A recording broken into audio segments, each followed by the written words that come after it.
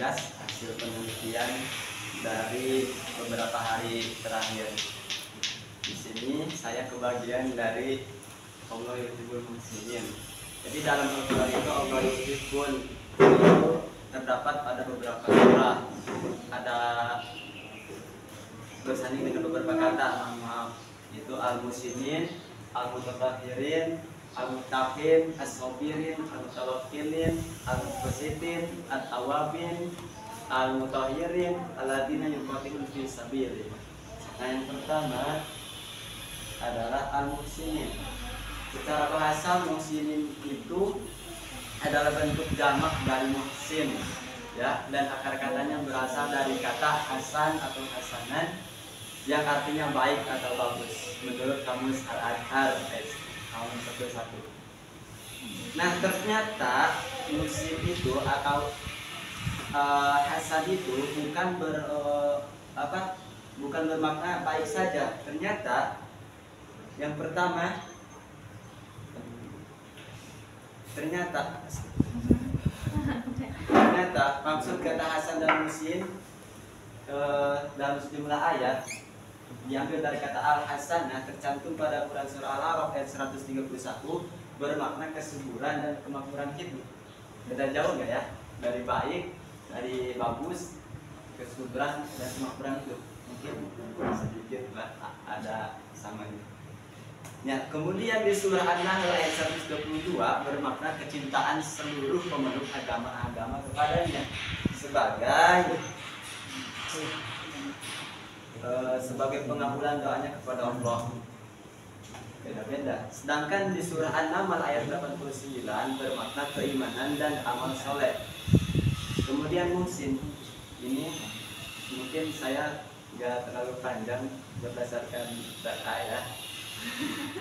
Kemudian muhsin tercantum pada surah An-Nisa ayat 125 bermakna orang yang mengikhlaskan agamanya untuk tunduk semata-mata kepada Allah. Padahal di penjelasan secara bahasa al-muhsin itu, muhsin adalah orang-orang yang berbuat baik, ya.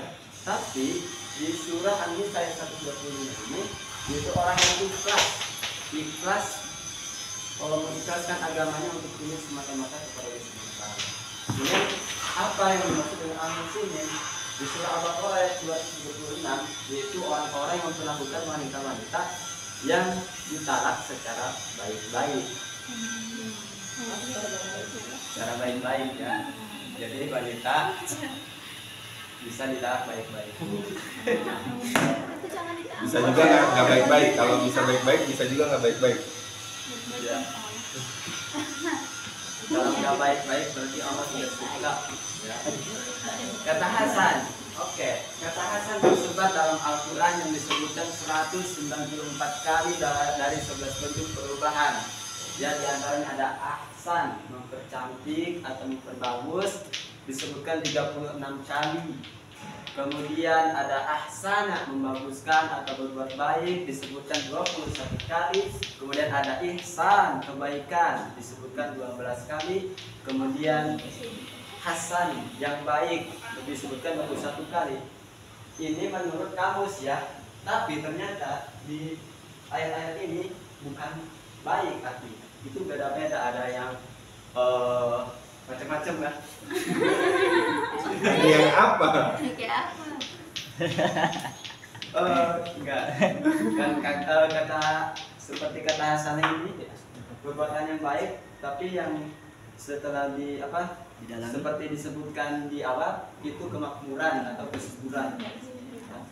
Disebutkan 31 kali. Kemudian hasuna, yang baik atau bagus, disebutkan 3 kali. Kemudian husna disebutkan 13 kali. Kemudian husna, kebaikan, disebutkan 17 kali. Husna, kebaikan yang lebih bagus. Teman-teman, ini penting nggak?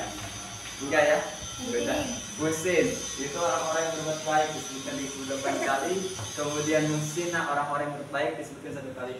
Ini saya menyampaikan hanya untuk berbagi informasi saja dari hasil penelitian saya, teman-teman semua. Kalau ada manfaatnya silakan diambil.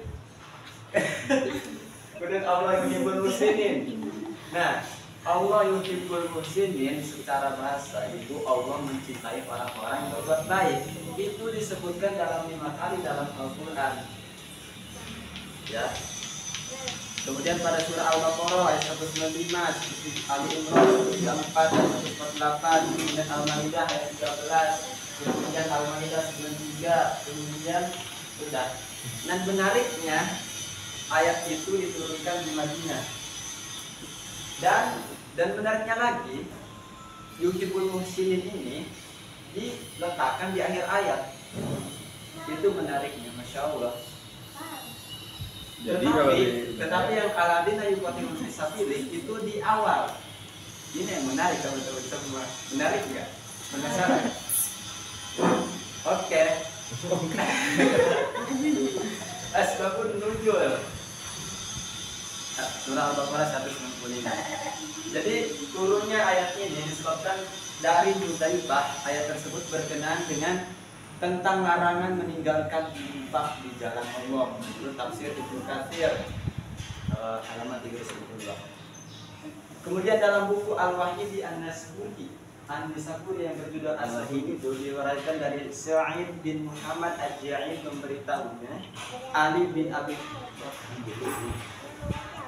Oke. Ali itu terusin. Disebabkan karena ayat ini turun mengenai kaum Ansor yang tidak mau menginfakkan hartanya di jalan Allah. Lalu turun ayat ini. Ya.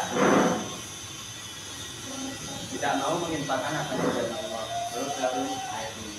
Kemudian di surah Al-Imran tidak ada surah asbabun nuzulnya. Kemudian tafsirnya belum dicari. Kemudian kenapa coba belum dicari? Ini informasi yang sangat berharga untuk teman-teman semua. Surah Al-Imran ayat 1. Iya berharga, kenapa nggak dicari? Kan berharga. Tafsirnya belum. Oke. Kemudian Al-Maidah ayat 13 belum. Nah, asbabun nuzul surah Al-Maidah ayat 93. Ayat ini turun karena apa? Karena saya baca dari Ya udah baca. Jadi turun untuk menjawab keresahan sebagian sahabat terkait teman-temannya yang wafat sebelum sempat meninggalkan kebiasaan yang hamar. Sedangkan ayat yang mengharamkan hamar belum turun setelah mereka wafat. Padahal teman-teman bisa baca ya. Oke. Jadi ayat ini turun karena menjawab orang-orang yang teman-temannya wafat yang sudah minum arak. Ya, jadi arak itu diharamkan setelah orang mati ini. Orang mati ini hidup lagi gitu.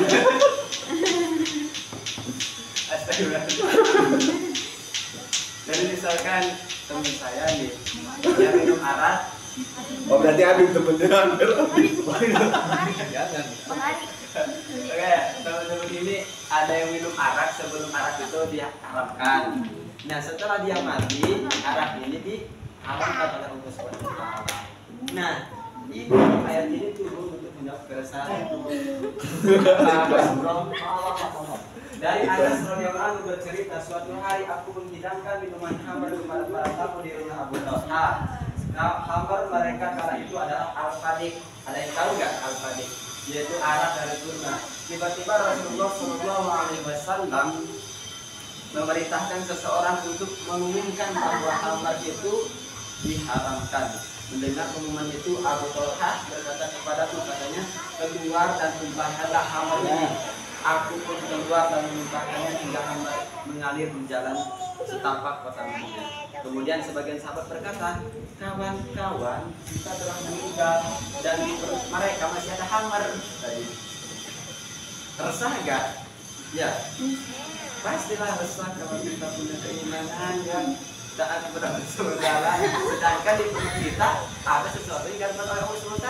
Masih resah dong kalau ada iman. Oke. Kemudian untuk menjawab keresahan mereka, Allah menurunkan ayat laisa alladzina amanu wa amilus solihati junahum fima ta'lamun.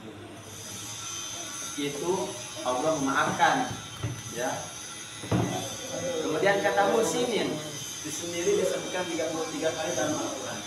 Nah, dari 33 ayat ini saya merangkum, bukan merangkum sih, merangkum nggak? Kopas. Tapi belum selesai. Nih, ciri-ciri orang yang baik disukai Allah ya, 33 ayat tadi. Pertama, orang bersyukur, berzikir, beristighfar, Masya Allah ya. Di surah Al-Baqarah ayat 2. Silakan teman-teman. Kemudian berinfak, khususnya berinfak di jalan Allah untuk membantu kaum muslimin dalam memerangi musuh Allah SWT. Dapat pada surah Al-Baqarah ayat 125. Kemudian pemberian mut'ah. Nah, ini mengenai talak istri ya. Mut'ah bukan talak, mut'ah. Ya, pemberian mut'ah berkaitan dengan menarik istri yang baru dinikahi dan belum digauli. Jadi istri yang belum digauli itu boleh ditalak ternyata, teman-teman ya. Apa? Berarti kalau udah digauli berarti nggak boleh ditalak? Ya boleh, sama-sama boleh. Lanjut. Oke. Berarti itu janda tapi masih perawan. Janda berapa? Janda. Janda Gak tahu. Oke, ayatnya bisa dilihat di surah Al-Baqarah 236. Kemudian yang keempat, orang menahan amarah dan hawa nafsu, itu yang disukai Allah SWT. Kemudian menahan diri dari balas dendam, pribadi pemaaf, bersikap baik kepada orang yang berdosa dan bersalah. Nah, ini yang susah ya. Bersikap baik kepada orang yang berdosa dan bersalah kepada kita. Susah teman-teman semua. Makanya Allah menikahi orang-orang yang baik ini. Semoga kita semua menjadi orang yang suka Allah SWT. Kemudian yang kelima, orang yang semangat dan tidak menyerah membela agama Allah, bersabar dalam berjihad, lalu berdoa agar Allah mengampuni dosa dan kesalahannya, teguh dalam pendirian serta meminta pertolongan kepada Allah untuk mengalahkan orang-orang kafir. Bisa dilihat pada surah Ali Imran 148. Kemudian yang keenam, memaafkan kesalahan orang lain. Ini juga salah. Salah. Berat teman-teman semua ya, memaafkan kesalahan orang lain. Bahkan katanya Rasulullah SAW itu selalu memaafkan kesalahan orang lain sebelum ia tidur. Jadi sebelum tidur, ya Allah, ampuni kesalahan orang lain. Bisa kita contoh ya teman-teman semua? Bisa dilihat surah Al-Maidah ayat 13. Oke, kosong, ba. Alladzina yuqatiluna fisabilillah. Teman-teman semua, kita lanjut ke yang kedua. Alladzina yuqatiluna fisabilillah. Secara bahasa, yuqatiluna merupakan bentuk fi'il mudhari' dari qatala, artinya membunuh. Bisa dilihat di kamus Al-Azhar halaman 645. Kemudian secara istilah, makna asli dari al-qatlu adalah menghilangkan nyawa dari tubuh, yakni semakna dengan kata al-maut. Hanya saja ketika hendak menunjukkan perbuatan orang yang melakukan penghilangan nyawa itu disebut dengan al-qatlu. Sedangkan apabila hendak menunjukkan hilangnya kehidupan atau innalillahi wa inna ilaihi raji'un, teman-teman semua mungkin ya, itu disebut dengan maut. Kalau bahasa Sundanya adalah mudar. Oke. Maut is death, bisa gitu. Itu bisa dilihat di kamus Al-Mughib Al-Aslami halaman 127. Apa Bib tadi bahasa Sundanya? Mudar. Oke, Al-Qatala ditemukan 170 kali. Jangan amat buat backup. Dan melakukan bentuk perubahan. Al-Qatala ya disebutkan 4 kali. Saya cepat aja. Taktil disebutkan 1 kali, qatala disebutkan 24 kali, kemudian qatala disebutkan 83 kali. Teman-teman bisa lihat 23 ini. Kemudian qatala disebutkan 8 kali, qatla disebutkan 1 kali, qutila disebutkan 3 kali, kita disebutkan 13 kali. Nah, menarik ya teman-teman semua. Kata Allah yuhibbul ladzina yuqatiluna fi sabilillah itu hanya disebutkan 1 kali dalam Al-Quran ya, yaitu pada Quran surah As-Saff ayat 4. Ini menarik Ustaz? Ya, menarik. Tapi enggak tahu nih. Menarik tapi nggak Bisa tahu. kita lihat ayatnya. Gimana sesungguhnya? Mu'tabillahi minasyaitonir rajim. Innallaha yuhibbul ladzina yuqatiluna fis sabilihi shaffan ka'annahum bunyanun marsus. Sesungguhnya Allah mencintai orang-orang yang berperang di jalannya dalam satu barisan. Seakan-akan mereka suatu bangunan yang tersusun juga. Dalam bahasa Sunda, seharusnya nama Allah demikiannya Kenapa dimasukin? Aduh. Supaya lebih lengkap, lebih banyak. Nah, Dia dapat dari kisah sekali. Lanjut. Dan itu bahasanya bahasa Sunda halus lagi. Mohon maaf ya. Kita tafsirnya aja.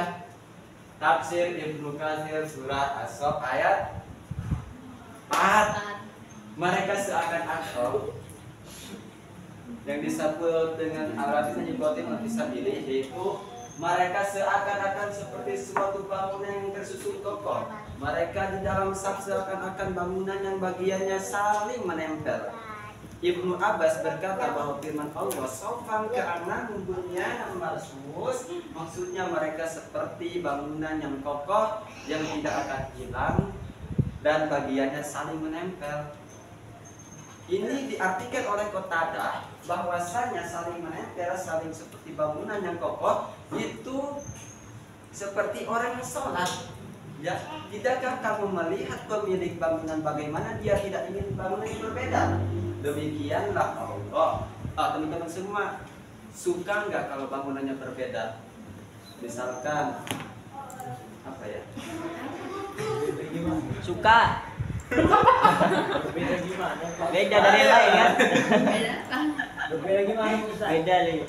Misalkan ya, sebelahnya batanya kuat, bata ya, Fondasi. bangunan Fondasi. kuat, tapi setelah sebelahnya yang lain itu rapuh.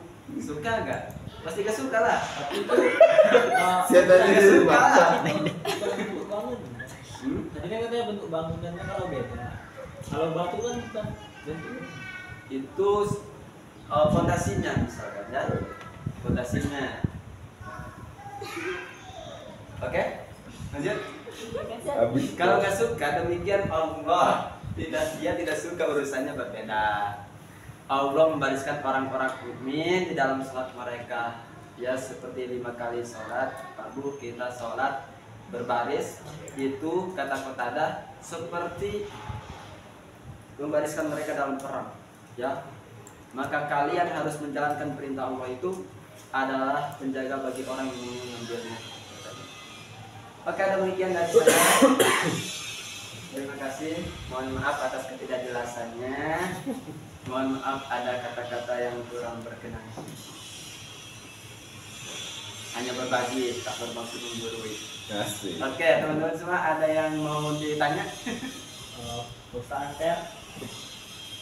Tadi kan si yang di Hasani kan itu ada tentang makanan di surah Al-Maidah ayat 93. Nah pertanyaannya, makanan yang jenis seperti apa yang disukai? Yang mana? Yang ini.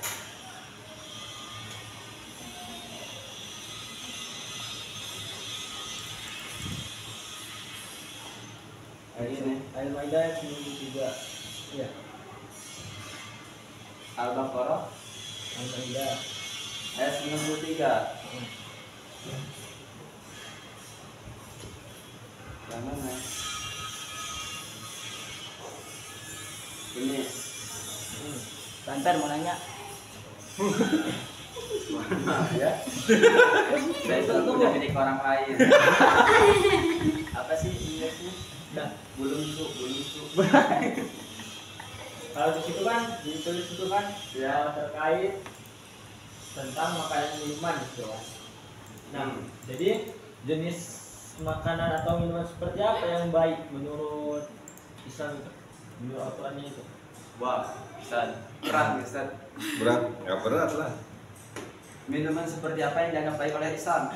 Enggak. Kalau di situ kan ada di situ kebiasaan minum khamar. Koma itu kan di dalam ayat lain diharamkan, ya kan? Nah, jadi ini tentang Allah mencintai kebaikan. Jadi kebaikan dari makanan yang seperti apa yang disukai Allah yang menjadi kebaikan kita.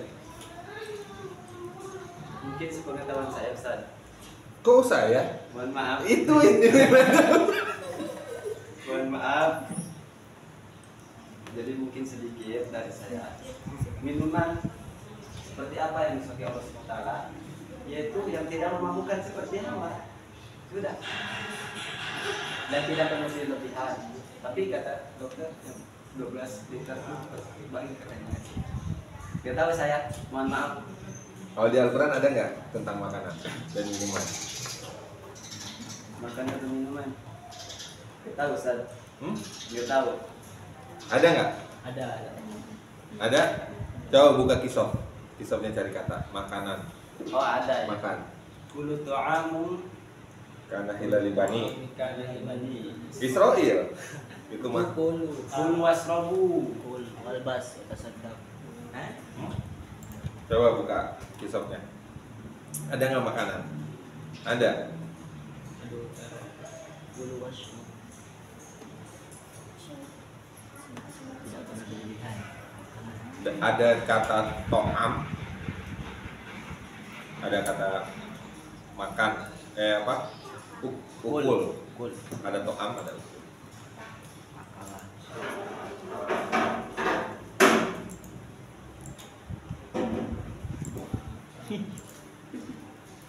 Situ aja duduknya. Kenapa mesti? Takut pendarahan. Oh, Ketemu? To'an. to'un. To'an. Apa kamu?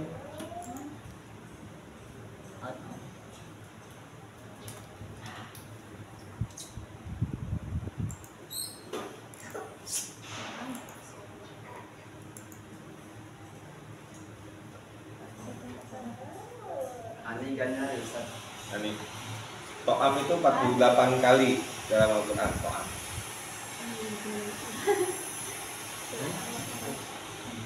Ada? Apa ayatnya?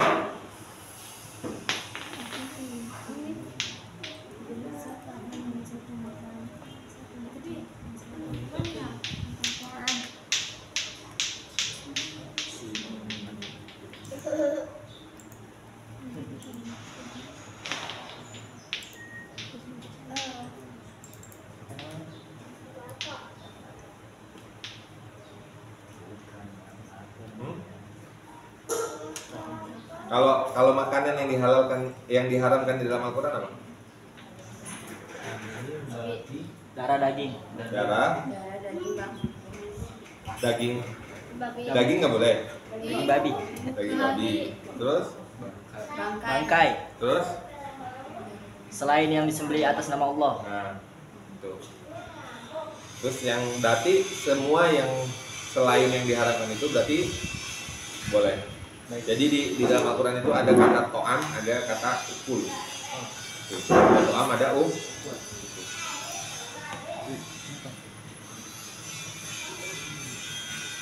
Terus. Sudah, cukup, sudah. Ada yang mau ditanya? Satu lagi yang di Kotala itu. Ya, Ustaz. Tanya. Jadi kan Ada nanya. Ada nanya. Udah. jadi tadi kan di situ yang innallaha yuqatiluna fi sabilillah gitu kan. Nah, itu artinya tadi berperang di jalan Allah. Nah, ini pertanyaannya, apakah kita di sini termasuk orang yang berperang di jalan Allah atau enggak?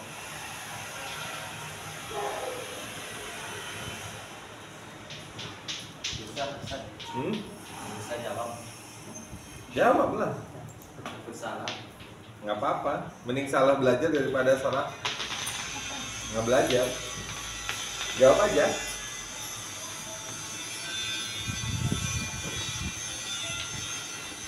Oke. Ternyata teman-teman semua, fisabilillah itu ya bukan hanya berperang di jalan Allah secara perang-perang. Bukan. Ninja Warrior.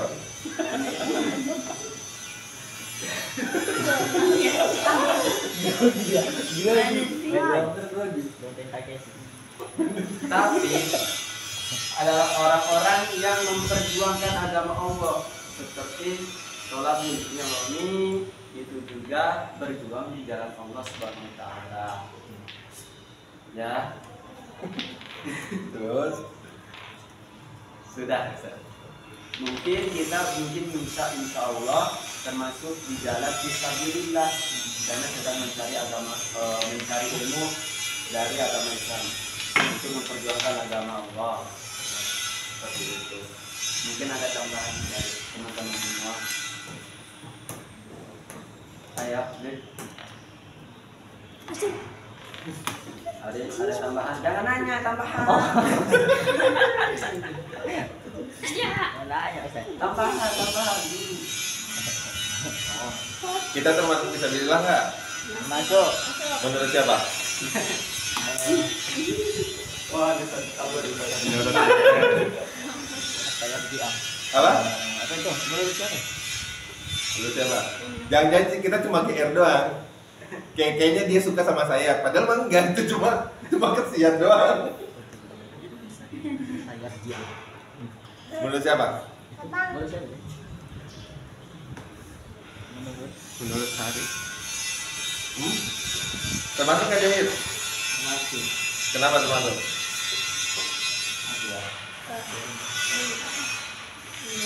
Apa yang fisabilillah? Dari hadis. Nah, hadisnya? Kharaja fi talabul ilmi fi sabilillah. Kata Rasul. Apa? Kata? Man kharaja fi talabul ilmi fa huwa fi sabilillah hatta yarji'a. Kata dia sampai dia kembali. Kembali contohnya wafat.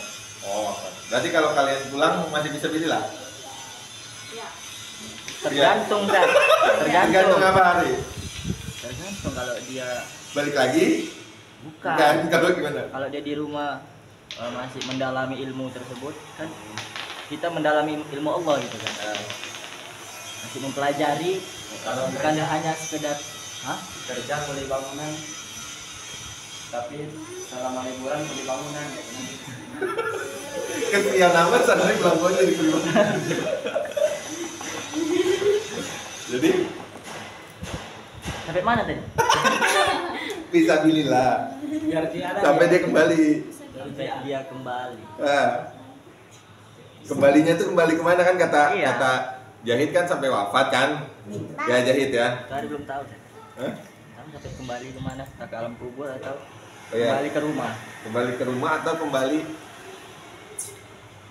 kubur juga rumah masa depan. Kembali ke tempat belajar juga kan kembali. Kemana kembali?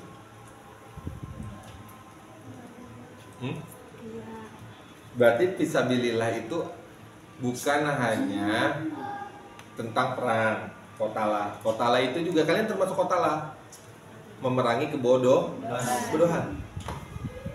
Awalnya kita nggak tahu kalau hasanah dalam bentuk kata lain menjadi musin itu menjadi apa, Anper? Ihsan. Atau dia bisa berarti bukan hanya baik, ya bisa menjadi subur atau makmur. Siapa yang baru tahu di sini kalau hasan itu bisa menjadi arti kata yang subur atau makmur? Siapa yang baru tahu? Baru tahu? Hari. Sopi udah tahu? Itu lihat kemarin tapi Oh kejadian berdua. Lihat. Jadi kita pun di sini dengan kata lain perangnya itu bukan tentang perang fisik, angkat senjata, ya, bawa golok melawan Belanda atau melawan siapa enggak. Kita perang dalam bentuk melawan atau memerangi kebodohan. Yang awalnya kita nggak tahu, terus kita belajar kita menjadi tahu. Itu juga menjadi perang kotala. Jadi kotala itu benar secara arti dia itu perang, membunuh atau menghilangkan nyawa. Tapi kotala dalam bentuk kata lain, dalam artian yang universal, dia bisa menjadi menghilangkan bukan hanya nyawa, tapi bisa menghilangkan dari kebodohan menjadi keingintahuan atau menjadi kebisaan. Gitu. Kalian juga termasuk hadis Nabi yang tadi disebutin nama Jahid, itu juga menjadi apa ya namanya, giroh atau semangat atau motivasi untuk orang-orang yang belajar. Di mana orang yang belajar itu terhitung di hadapan Allah itu sebagai orang yang sedang fisabilillah. Makanya ketika orang fisabilillah nuntut ilmu, dia meninggal, maka dia akan dipastikan dimasukkan kepada syuhada atau matinya itu syahid, karena dia ingin menghilangkan kebodohan dalam dirinya. Makanya disebutnya fisabilillah. Gitu. Paham? Fisabilillah. Jadi kita termasuk Fisabilillah. Nanti zakat bisa kita dapat. boleh dapat berapa asnaf dalam zakat? Berapa golongan? 8. Di dalam ayat Nggak tahu. apa aja? Fakir, miskin. Kafir. Fakir. Kan kafir. Fakir, miskinnya terutama. Terus? Kemudian Fisabilillah ini, Ah. kemudian Ibnu Sabil. Iya, Ibnu Sabil ini bisa pilihlah. Terus Musafir. Terus? Ya. Kemudian yang mualaf bisa. terus Apa itu? nggak tahu nggak kena. Kemudian panitia zakat juga bisa. Amil. Amir. Amir. Hah? Gorim. Sudah. Ya. Jadi 8 asnaf itu atau 8 golongan ada di surat At-Taubah. Fuqara fisabilillahi wa amalin. Jadi 8. Kalian kalau mau menerima zakat boleh. Ya, Nanti kita sama kan. minta aja. Boleh. Hafalin doanya. Kita boleh menerima zakat. Tapi apakah kita pantas menerima zakat? Nah, itu. Maksudnya pantasnya apa? Kita itu cuma satu golongan dari 8 golongan. Masih ada fakir, miskin, ya, duafa, mualaf, gorim, amil. Lebih baik memberi apa diberi? Memberi, ya udah. Lebih baik memberi aja. Ya. Cuma setahun sekali tuh cuma berapa? 3,5 kilo. Lebih baik tangan di atas daripada tangan di bawah, Nisa. Iya. Comot, ambil. Berarti itu comot, copet, Oke. comot dompet. Udah, ada lagi pertanyaan? Ayo. Ini Sophie diem aja nih sakit gigi kali.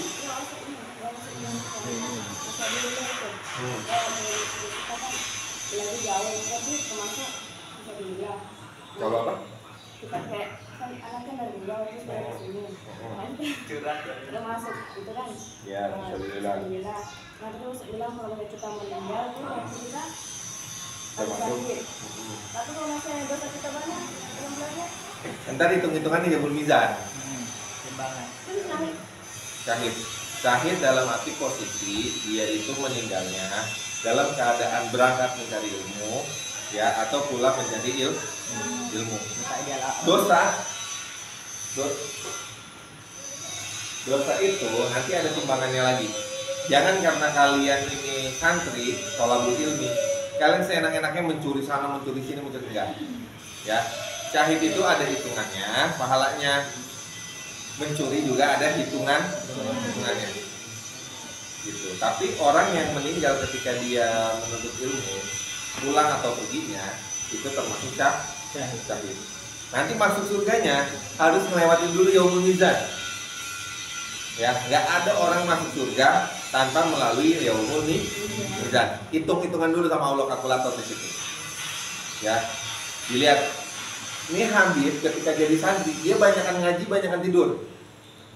Jangan sampai jadi santri pulang cuma pindah dari Riau ke Bekasi, cuma pindah tidur. Yang tidur di Riau, pindah tidur ke Bekasi. Nah, itu. Berarti itu bukan menghilangkan kebodohan, cuma pindah tidur. Ya, Kalau di rumah tidur mulu diomelin sama orang tua, kalau di pesantren itu nggak diomelin. Mau bangun kayak dia, mau tidur gitu, mau kayak Ashabul Kahfi juga tidur dia terserah. Ya, gitu. Jadi syahid, apalagi gini, udahlah dia baik, udahlah di pesantrennya baik, gitu. Kalau misalkan takdirnya meninggal ketika berangkat atau pulang ilmu, itu insya Allah sakit. Itu bukan janji saya, bukan perkataan saya, itu perkataan Nabi. Dan fisabilillah bagi Allah itu banyak. Fisabilillah, dan salah satunya orang yang menuntut ilmu. Terus kalau orang syahid, misalkan santri meninggal di tengah jalan, gak usah dimakamin. Kalau nggak dimakamin, tadi dilalerin, ya makamin. Bedanya syahid perang sama syahid nuntut ilmu itu. Kalau syahid perang, sama baju dikubur. Dia itu syahidnya nggak usah dimandiin. Orang syahid perang tuh kan berdarah-darah nih, tangannya putus, kepalanya putus, itu nggak perlu dimandiin, dikubur juga udah nggak apa-apa. Tapi kalau orang syahidnya normal, syahidnya nuntut ilmu, nyari nafkah gitu ya, atau ibu yang melahirkan misalkan meninggal, itu tetap harus dimandi. Posisi syahidnya nanti beda, maksudnya perbedaannya, kondisinya tuh beda. Kalau orang syahid yang di peperangan itu kenapa nggak harus dimandikan? Karena kalau dimandikan mau berapa kali? Misalkan nih orang syahid di Palestina, kepalanya kena peluru nih, kepalanya misalkan kena peluru, itu darahnya ngocor terus. Mau nunggu darahnya berhenti kan nggak bisa. Karena kan mandi itu harus menghilangkan najis, darah itu najis, ya kan? Darah yang keluar mengalir itu najis. Jadi orang yang syahid ketika peperangan itu dia dikuburkan aja juga nggak apa-apa. Ya pakai kain kafan, lubangnya itu 100, 200 orang, 1000 orang nggak apa? Nggak apa? Karena posisi syahidnya itu membolehkan dia tanpa harus dimandikan. Tapi kalau orang yang misalkan meninggalnya dia karena pulang nih dari pesantren ke rumah dengan keadaan sakit, sekarat di tengah jalan karena pulangnya kayak pipa 2 minggu, terus dia di tengah-tengah tuh kena ombak laut, terbalik perahunya, meninggal dia, ketemu mayatnya, ketemu jasadnya, mandiin. Gitu, syariatnya seperti itu. Kalau di laut dia meninggal, terus perlu perjalanan 2 bulan, nggak ada kulkas di dalam perahu, buang aja, buang ke laut. Gitu syariatnya. Ya, syahidnya itu beda kondisi. Yang ini bisa dimandikan, yang ini nggak bisa dimandikan. Kalau peperangan itu kenapa boleh tanpa harus dimandikan? Karena kondisinya. Kalau dibegal, Nah itu dia pulang main apa pulang habis ikut taklim? ikut taklim. Pakainya taklim tapi nongkrong. Itu fenomena itu. Terus ada lagi? Tanya ke Anper. Terus tadi Ustaz tambahan Ustaz. Tambahan apa? Yang khotbah fisabilillah ternyata bukan kita berperang kemudian mencari ilmu, kemudian yang kedua ini berinfak Bisa. itu di jalan Allah, berinfak di jalan Allah untuk membantu kaum muslimin dan membantu Allah seperti konflik Palestina ini bisa kita berdonatur ya. Semoga kita semua disayangi Allah SWT, dicintai Allah SWT. Amin ya. Amin. Tapi kan itu kan misalnya kan ada yang dia buat tuh donatur misalnya untuk Palestina gitu. Tapi kita udah salurkan ke tempat dia dong. Tapi dianya itu nggak ke Palestina gitu, entah dibuat untuk apa. Nah itu kita yang mendonatur kan tetap dibilang fisabilillah nggak? Insya Allah. Izin jawab Ustaz. Iya jawab. Yang malu biniat. Ay malu. Inna malu. Jangan dipotong-potong. Udah mah Hasan itu dipotong-potong selesai. Mohon maaf. Jadi sebentar gantung saja. Saya pernah menanyakan kepada seorang. Iya. Kata saya gini Ustaz. Kata saya, bisa gak kata saya ya? Kita memberi ini, tapi ditolak sama orang lain. Dia gak mau gitu. Apa saya termasuk berbuat kebaikan? Katanya. Sedangkan barang ini gak diambil sama orang lain. Saya tanya gitu. Termasuk ya. Kata dia inna a'malu binniyat. Nah, insya Allah seperti yang antum tanyakan, insya Allah ya Ustaz ya, itu sudah berinfak dan Jadi kalian kalau infak aja. Punya uang 10.000, infakin aja. Palestina ada orang minta-minta, ada orang misalkan badut keliling, ada macam-macam termasuk Palestina, kasih aja. Terus misalkan Ustadz dia benar apa enggak ke Palestina, itu urusan dia. Zolimnya dia nanti sama Allah, sama orang yang Palestina.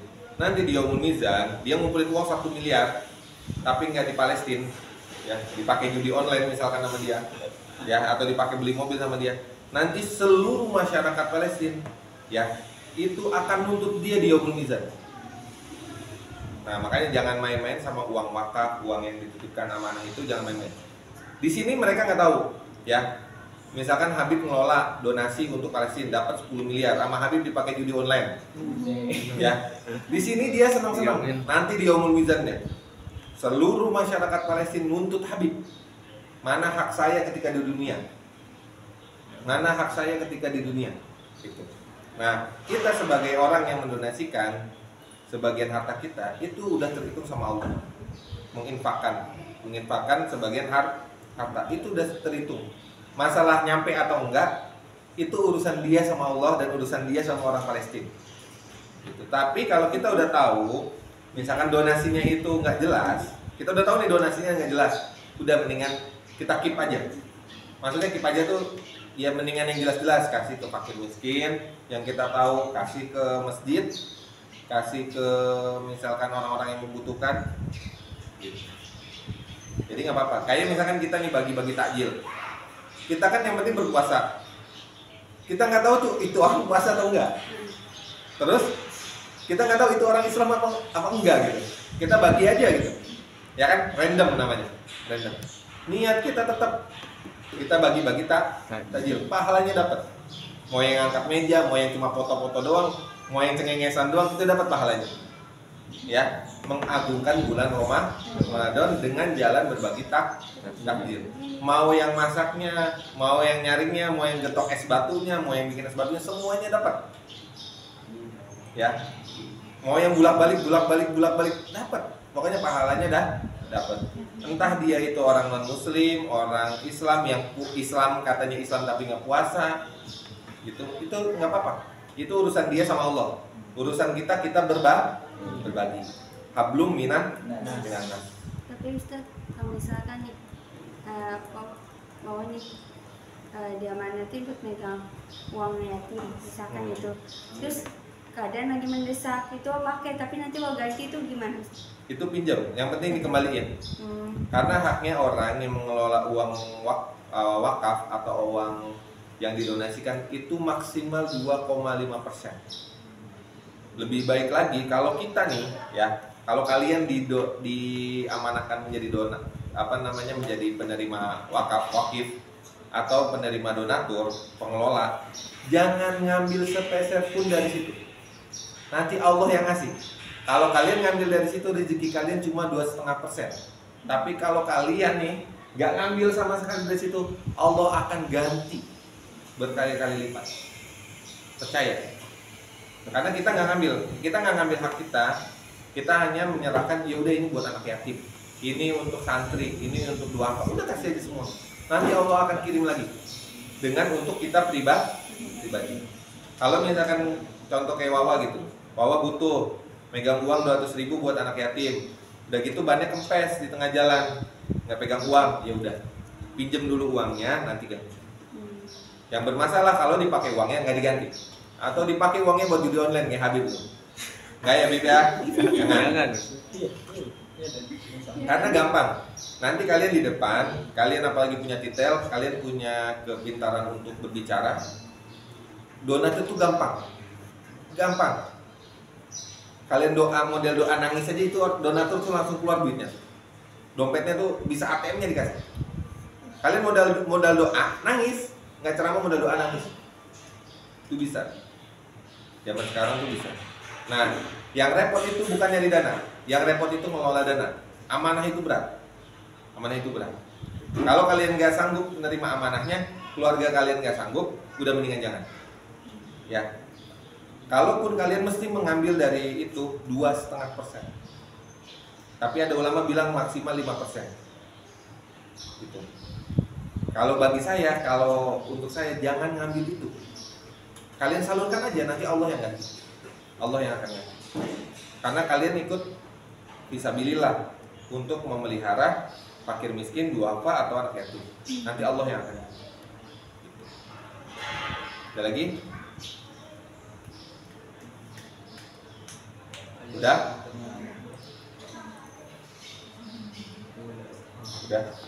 Udah ganti. Oke teman-teman semua, terima kasih telah menyimak. Mohon maaf atas segala kekurangannya. Ya, terus berbuat kebaikan. Insya Allah Allah balas. Sekian dari saya undur diri. Akhirul kalam ini siratal mustaqim. Wassalamualaikum warahmatullahi wabarakatuh. Wah.